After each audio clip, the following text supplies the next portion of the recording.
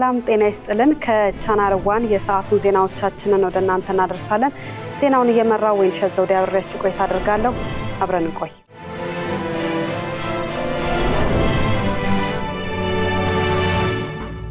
የገንዘብ ፖሊሲ ማሻሻያው ዋጋን ለማረጋጋት ትልቅ ሚና እንደተጫወተ ተገለጸ።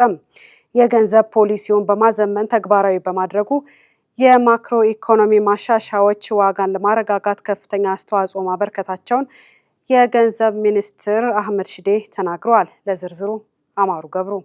ሚኒስትሩ በሕዝብ ተወካዮች ምክር ቤት 25ኛ መደበኛ ስብሰባ ላይ የ2019 ረቂቅ በጀት ሲያቀርቡ እንደተናገሩት መንግስት ለዝቅተኛ ገቢ ተጎጂዎች ድጎማ በማድረግ እንዲሁም ለፌዴራልና ክልል ሰራተኞች ለሁለት ተከታታይ ዓመታት የደሞዝ ማሻሻያ በመስጠት ኑሮን በተወሰነ ደረጃ ማሻሻል መቻሉን ጠቅሰዋል። በተጨማሪም በግብርናው ዘርፍ የሰብልና እንስሳት ምርት አቅርቦት ሰንሰለት ውጤታማነትን በማሳደግና የከተማ ግብርና በማበረታታት የተገኙ ውጤቶች ለዋጋ መረጋጋት ወሳኝ ሚና እንደነበራቸው አስረድተዋል። የኢትዮጵያ ብሔራዊ ባንክ ባለፉት 2 ዓመታት ለበጀት ጉድለት መሸፈኛ የሚወስደውን ብድር ሙሉ በሙሉ ማቆሙ ሲሆን ይህም የዋጋ ንረትን ወደ ነጠላ አሃዝ ለማውረድ አስተዋጽኦ አድርጓል ብለዋል። ሚኒስትሩ በመካከለኛው ምስራቅ ቀውስ ምክንያት የነዳጅ ዋጋ መጨመሩ የዋጋ ንረት ላይ ጫና ፈጥሯል ቢባልም መንግስት ነዳጅን በድጎማ በማቅረብ እንዲሁም ሌሎች ተጓዳኝ የፖሊሲ እርምጃዎችን በመውሰድ ጫናውን ለመቀነስ እየሰራ እንደሚገኝ አብራርተዋል። ሚኒስትሩ አክለውም መንግስት የዋጋ ንረቱን ይበልጥ ለመቆጣጠር የተቻለውን የፖሊሲ እርምጃ በመውሰድ ለዜጎች ተጨባጭ እፎይታ ለማምጣት ቁርጠኛ ነውም ብለዋል።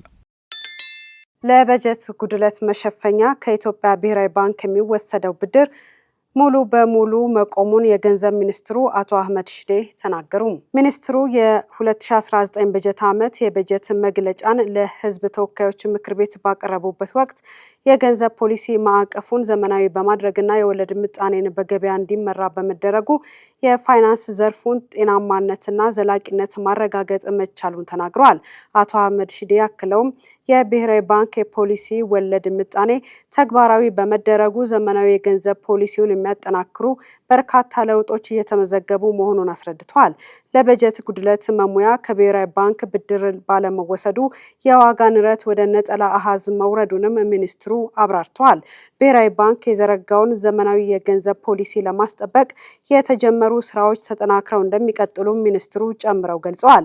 የባንክ አገልግሎት ደረጃ ከጊዜ ወደ ጊዜ እያደገ መሆኑንም አቶ አህመድ ሺዴ ተናግረዋል።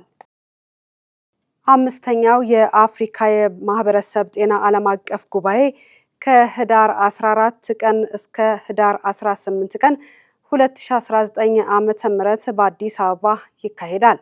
በአፍሪካ በሽታ መቆጣጠሪያና መከላከል ማዕከልና በኢትዮጵያ መንግስት በጋራ የሚዘጋጀው ጉባኤ ጠንካራ የጤና ስርዓቶችን በመገንባትና በውጭ እርዳታ ላይ ያለውን ጥገኝነት በመቀነስ የአፍሪካን የወደፊት አቅጣጫ መወሰን በሚቻልባቸው ሁኔታዎች ላይ ይመክራሉ። ጉባኤው አመራሮችን፣ የፖሊሲ አውጪዎችን፣ ተመራማሪዎችን፣ የፈጠራ ባለሙያዎችን፣ የሲቪል ማህበራትንና ወጣቶችን በአንድ መድረክ እንደሚያሰባስብ ከአፍሪካ ሲዲሲ የተገኘው መረጃ ያስረዳል። የአፍሪካ በሽታ መቆጣጠሪያና መከላከል ማዕከል ዋና ዳይሬክተር ዶክተር ዣን ካሴያ ዓለም አቀፉ ጉባኤ የአፍሪካ ሀገራትና የአፍሪካ ሲዲሲ ጠንካራና ሉዓላዊ የጤና ስርዓቶችን ለመገንባት ለሚያደርጉት ቀጣይ ጥረት ወሳኝ አካል መሆኑን ገልጸዋል። የአፍሪካ የስራ ዕድል ፈጠራን ከኢኮኖሚ ፍላጎት ጋር የሚያጣጥም የዜጎች ክህሎትና ብቃት ልማት ላይ ኢንቨስት ማድረግ እንደሚገባ የአፍሪካ የኢኮኖሚክ ኮሚሽን ዋና ጸሐፊ ክሌቨር ጋቴት ገለጹ። ዝርዝሩ የሄሮዳይት ንጉሴ ነው።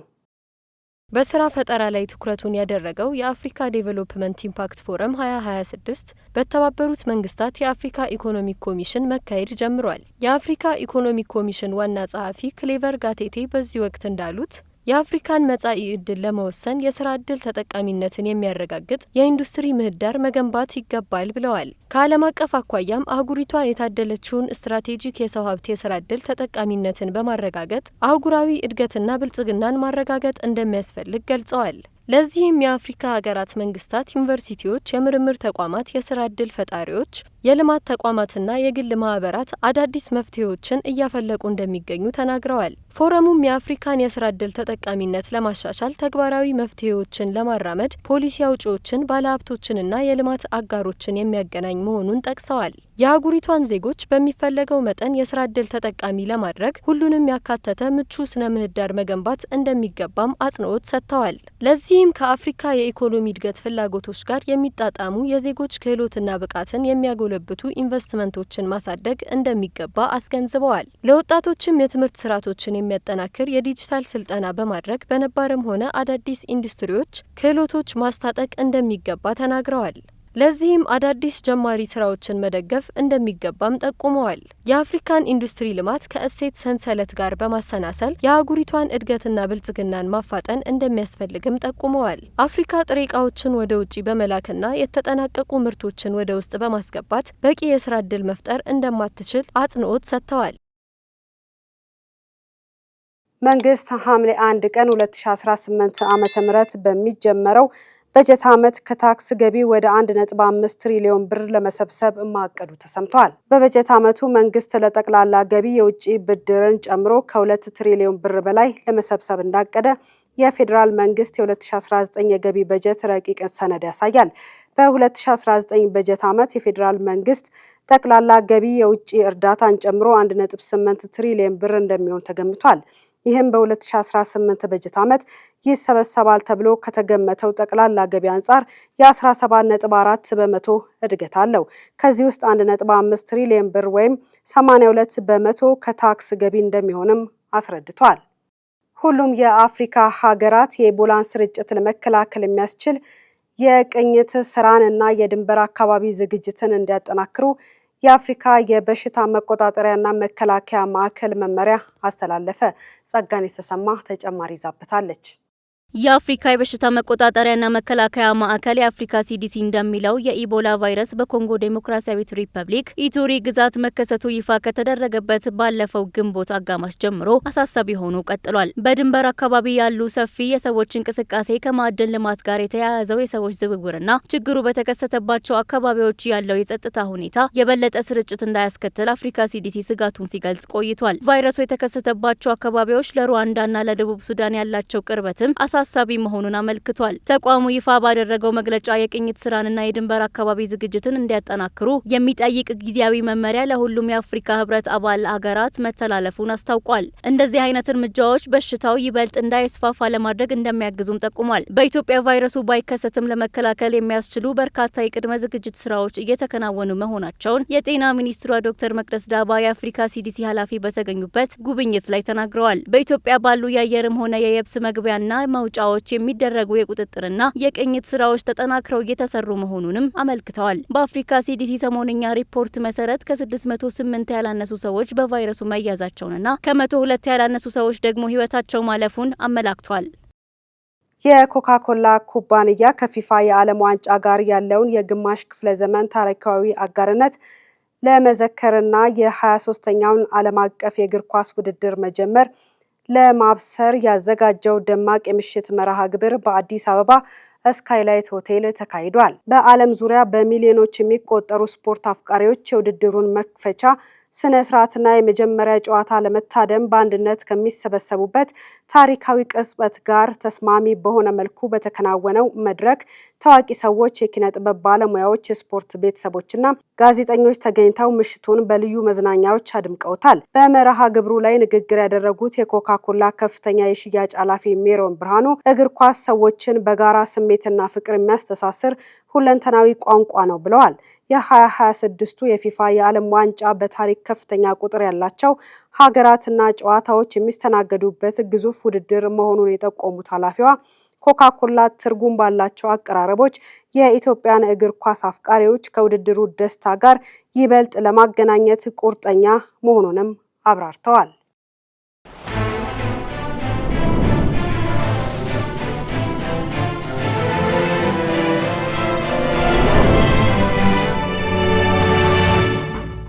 ከቻናል ዋን ዜናዎቻችን እንደቀጠሉ ናቸው። አሁን ደግሞ ከውጭ ምንጭ ወዳገኘናቸው መረጃዎቻችን አልፋለን። የአሜሪካው ፕሬዝዳንት ዶናልድ ትራምፕ ኢራን ላይ የሚሰነዘረው ጥቃት እንደተገታ አስታወቁም። ከኢራን ጋር የሚደረገው ውይይት መሻሻል እንዳሳየና ከስምምነት ሊደረስ እንደሚችልም ገልጸዋል። ትራምፕ ሰሞኑን ኢራንን ክፉኛ እንመታለን ብለው ቢዝቱም ሊያደርሱት የነበረው ጥቃት ለመሰረዝ መወሰናቸውን ተናግረዋል። ፕሬዚዳንቱ ካርግ ደሴት ላይ ጥቃት እንደሚፈጸም አስጠንቅቀው ነበር። ከኢራን ጋር የሚፈረመው የመግባቢያ ሰነድ የመጨረሻ ደረጃ ላይ መድረሱን ጠቅሰው በዚህ ሳምንት ስምምነቱ ሊገባደድ እንደሚችልም አስረድተዋል። ስምምነቱ የሚፈረመው አውሮፓ ውስጥ እንደሚሆን ጠቁመው ስምምነቱ ኢራን የኒውክሌር መሳሪያ እንዳይኖራት የሚያግድ እንዲሁም በአፋጣኝ የሆርሙዝ ወሽመጥ እንዲከፈት የሚያስገድድ እንደሚሆን ትራምፕ አስረግጠው ተናግረዋል። ትራምፕ ይህንን ቢሉም የኢራን የውጭ ጉዳይ ሚኒስቴር ቃል አቀባይ ስምምነት ላይ ለመድረስ አለመቃረባቸውን አስታውቋል። ትራምፕ ኢራን ላይ ጥቃት እንደማይፈጸም መግለጻቸውን ተከትሎ የድፍድፍ ነዳጅ ዋጋ ቀንሷል። ከ5 ወጣቶች መካከል አንዱ ስሜታዊ ድጋፍ ሲፈልግ ወደ ሰው ሰራሽ አስተውሎት ቻትቦት ፊቱን እንደሚያዞር በጃማ ፔዲያትሪክ መጽሔት ላይ የወጣው ጥናት አመላክቷል። የጥናቱ ተመራማሪዎች አብዛኞቹ ወጣቶች ቻትቦትን በተደጋጋሚ መጠቀማቸው ምክሩ ጠቃሚ እንደሆነ አድርገው እንደሚቆጥሩት ደርሰውበታል። ይህም ኤአይ በሚሊዮኖች የሚቆጠሩ ወጣቶች የአእምሮ ጤና መረጃ ስነ ምህዳር አካል እየሆነ መምጣቱን ይጠቁማል። ለዚህ ዝርዝር ዘገባ ሄሮዳይት ንጉሴ። ጥናቱ በመላው ዩናይትድ ስቴትስ ከ12 እስከ 21 ዓመት ዕድሜ ክልል ውስጥ የሚገኙ 1009 ወጣቶችን የዳሰሰ ሲሆን ግኝቱ በመላው አገሪቱ ወደ 43 ሚሊዮን የሚጠጉ ወጣቶችን ይወክላል ተብሏል። እንደ ጥናቱ ተመራማሪዎች ገለጻ ተሳታፊዎች ሐዘን፣ ፍርሃት፣ ጭንቀትና ንዴት ሲሰማቸው የሰው ሰራሽ አስተውሎት ቻትቦቶችን ለምክር ወይም ለእርዳታ ተጠቅመው እንደሆነ ጠይቀዋል። 19 በመቶ የሚሆኑትም እንደተጠቀሙ ምላሽ ሰጥተዋል። ይህም በሀገር አቀፍ ደረጃ ከ8 ሚሊዮን በላይ ወጣቶችን ያመለክታል። ለስሜታዊ ድጋፍ ብቻ ቻትቦትን ከተጠቀሙ ተሳታፊዎች መካከል ብዙ ግለሰቦች ይህንን በተደጋጋሚ እንዳደረጉ ሪፖርት ያደረጉ ሲሆን ቢያንስ በየወሩ ከ10 ሰዎች 4ቱ ቻትቦትን እንደሚጠቀሙ ተመላክቷል።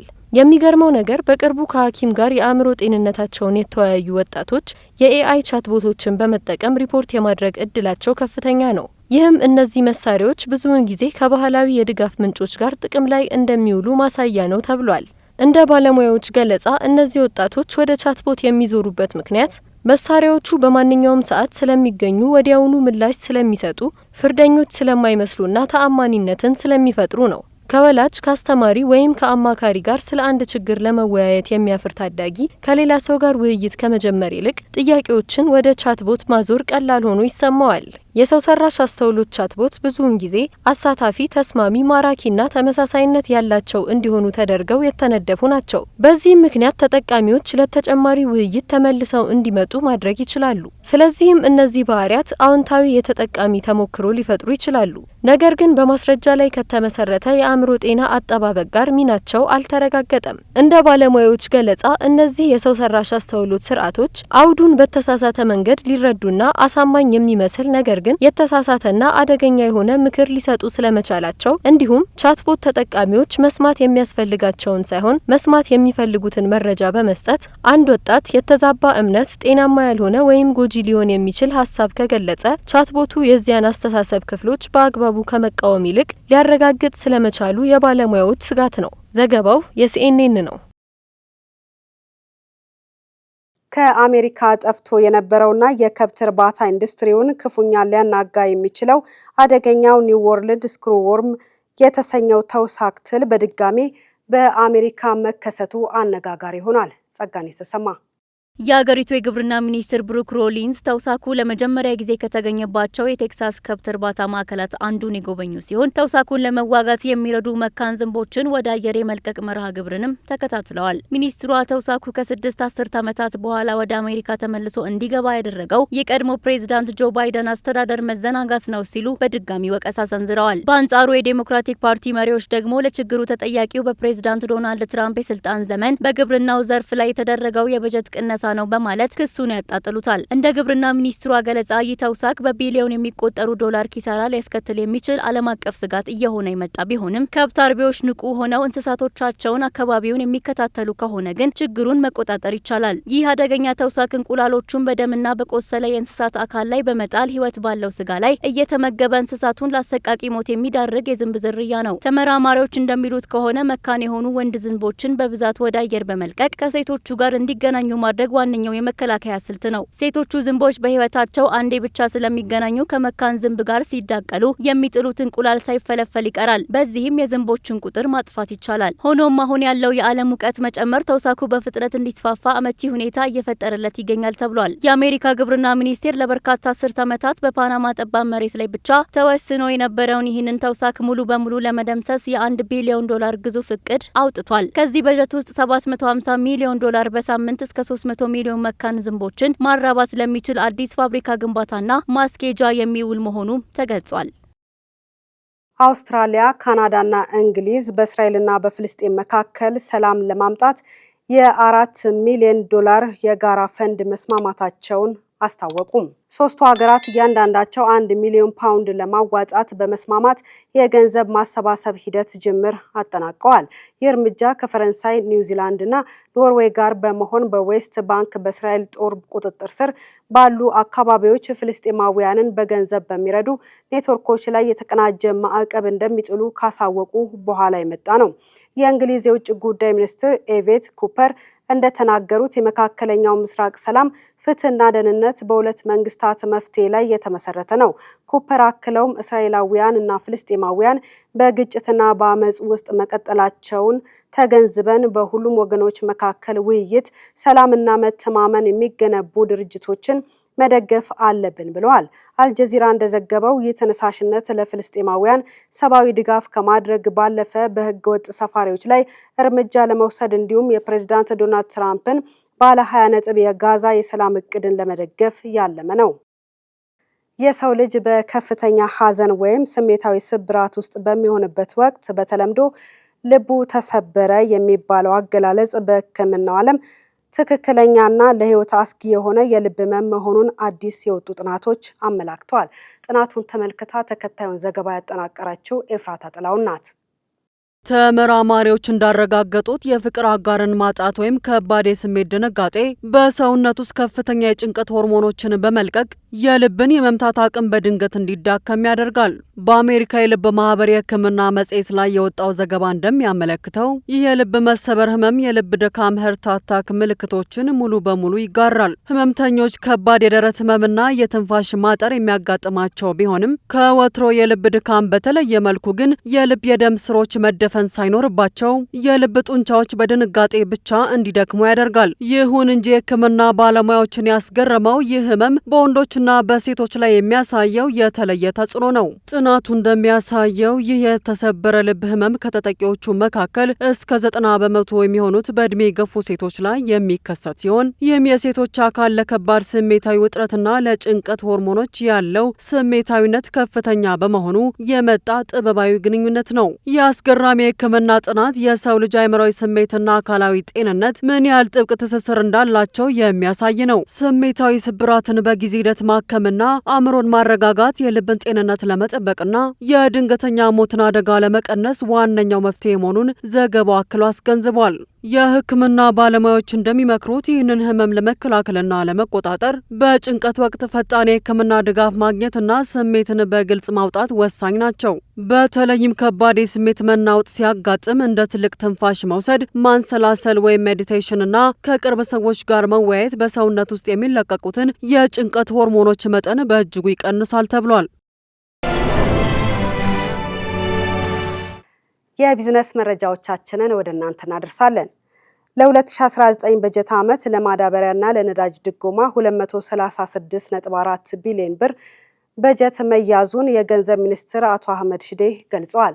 ለዚህና ለሌሎች የቢዝነስ መረጃዎቻችን መሀል ይደመላሽ ሚኒስትሩ ለሕዝብ ተወካዮች ምክር ቤት የ2019 በጀት ዓመት መነሻ እቅድን ለውይይት ባቀረቡበት ወቅት የፌዴራል መንግስት ረቂቅ በጀት ከአምናው ተመሳሳይ በጀት ጋር ሲነጻጸር የ21.3 በመቶ እድገት እንዳለው ገልጸዋል። ለነዳጅና ለማዳበሪያ ድጎማ የተያዘው በጀት ከአምናው ተመሳሳይ ወቅት ጋር ሲነጻጸር ጭማሪ ያለው ያሉት ሚኒስትሩ ይህም የሆነው በመካከለኛው ምስራቅ ከተከሰተው ግጭት ጋር ተያይዞ የሚመጣውን ጫና ለመቀነስ ነው ብለዋል።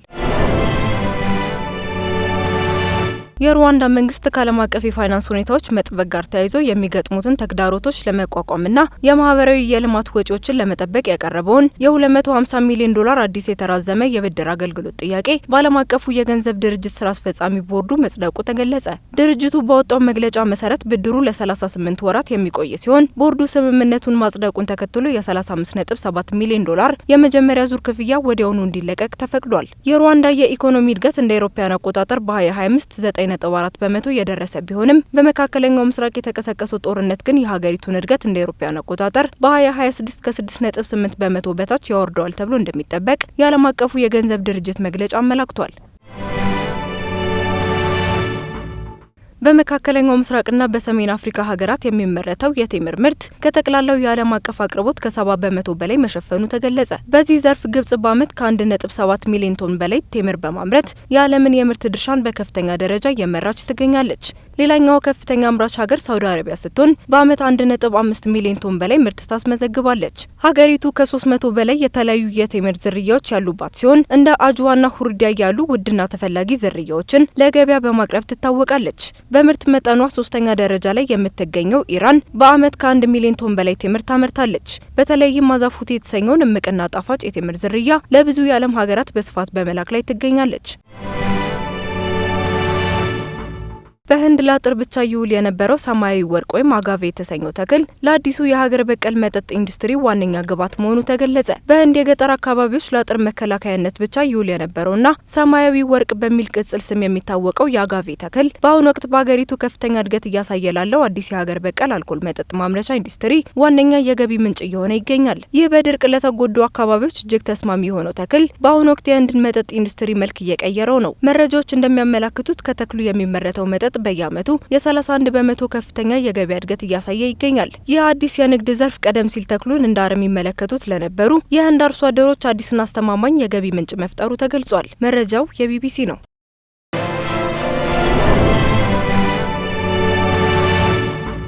በመጨረሻም ስፖርት። የ2026 የዓለም ዋንጫ በደማቅ ቀለሞች በተሞላ የማስጀመሪያ መርሃ ግብሩ በዳንስና በዓለም የሙዚቃ ፈርጧ ሻኪራ የሙዚቃ ዝግጅት በሜክሲኮ ከተማ ተጀምሯል። በሺዎች የሚቆጠሩ ደጋፊዎች በ40 ዓመታት ውስጥ በሀገራቸው የተዘጋጀውን የዓለም ዋንጫ ለመከታተል በሜክሲኮ ከተማ በሚገኘው በዝነኛው አዝታካ ስታዲየም ታድመዋል።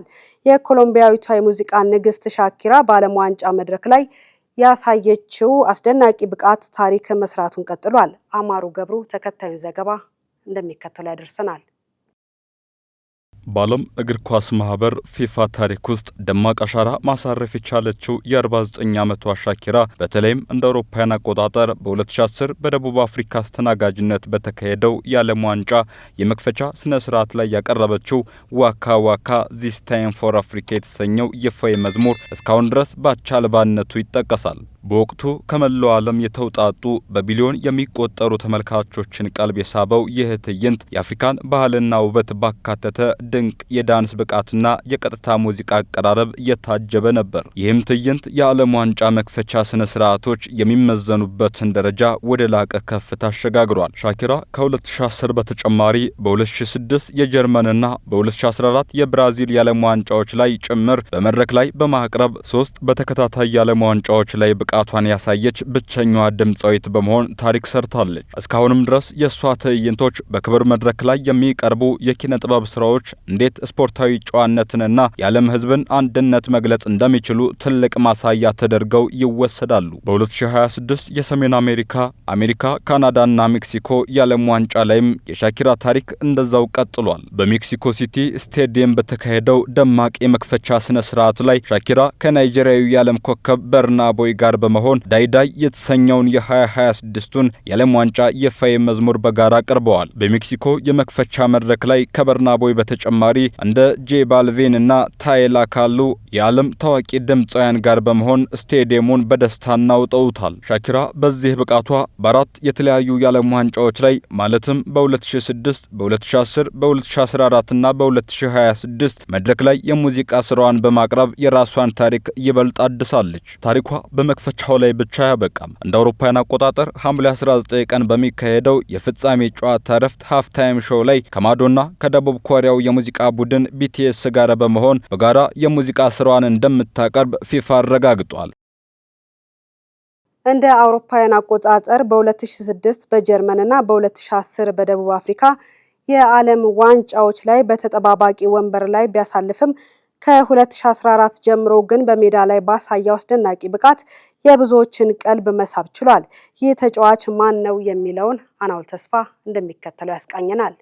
በዓለም ዋንጫ ታሪክ ውስጥ ስማቸው በደማቅ ሁኔታ ከሚጠቀሱ ጥቂት የእግር ኳስ ተጫዋቾች መካከል አንዱ ነው። በዓለም ዋንጫ ሕይወቴን የቀየሩትን 3 ጨዋታዎች አሉ ሲል ይናገራል የሜክሲኮ አንጋፋ ግብ ጠባቂ ጊላርሞ ኦቾዋ። አሁን ላይ 6ኛውን የዓለም ዋንጫ በመሳተፍ ላይ የሚገኘው ይህ ስመጥር ግብ ጠባቂ ከፊፋ ጋር ባደረገው ቆይታ ሕይወቱን ሙሉ በሙሉ የቀየሩትን 3 ወሳኝ የዓለም ዋንጫ ጨዋታዎችን አስታውሷል። የመጀመሪያው ጨዋታ እንደ አውሮፓውያን አቆጣጠር በ2014 በብራዚል የዓለም ዋንጫ ሜክሲኮ ካዘጋጀው ሀገር ብራዚል ጋር ያደረገችውና ያለምንም ግብ 0-0 የተጠናቀቀው ታሪካዊ ጨዋታ ነበር። በወቅቱ የብራዚል ደጋፊዎች ኔይማር እና የቡድኑ አባላት ጨዋታውን በድል እንዲወጡ በጉጉት ቢጠብቁም ኦቾዋ ግን በድንቅ ብቃቱ የብራዚልን የድል ጉዞ ገጥቷል። በተለይም ኔይማር በግንባር የገጨውን አስደናቂ ኳስ ያዳነበት ብቃት እስከዛሬ ድረስ የሚጠቀስ ሲሆን በመቀጠልም ከፓውሊዮና ቲያጎ ሲልቫ የተሰነዘሩ ተከታታይ ሙከራዎችን በማክሸፍ ሜክሲኮን 1 ነጥብ ይዛ እንድትወጣ አስችሏታል። ሁለተኛው ከ4 ዓመታት በኋላ በሩሲያ የዓለም ዋንጫ ሜክሲኮ በወቅቱ የዓለም ሻምፒዮን የነበረችውን ጀርመንን 1-0 ያሸነፈችበት ጨዋታ ሌላኛው የኦቾዋን ሕይወት የቀየረ ጨዋታ ነው። ጀርመን ጨዋታውን በድል ለመጀመር ከፍተኛ ግምት አግኝታ የነበረ ቢሆንም በሜክሲኮ የአጥቂ መስመር ተጫዋች ኤርቬንጊ ሉዛኖ ግብ ሜክሲኮ መሪ መሆን ችላለች። ነገር ግን ይህንን መሪነት ይዛ እንድትቀጥል ያደረገው የኦቾዋ አስደናቂ ብቃት ነበር። በተለይም የጀርመኑ አማካይ ቶኒ ክሩስ በግሩም ሁኔታ የመታውን ቅጣት ምት በጣቶቹ በመንካት ወደ ግቡ አግዳሚ የመለሰበት ቅጽበት ጨዋታውን በድል ለማጠናቀቅ ወሳኝ አስተዋጽኦ አበርክቷል። ሶስተኛው በኳታር የዓለም ዋንጫ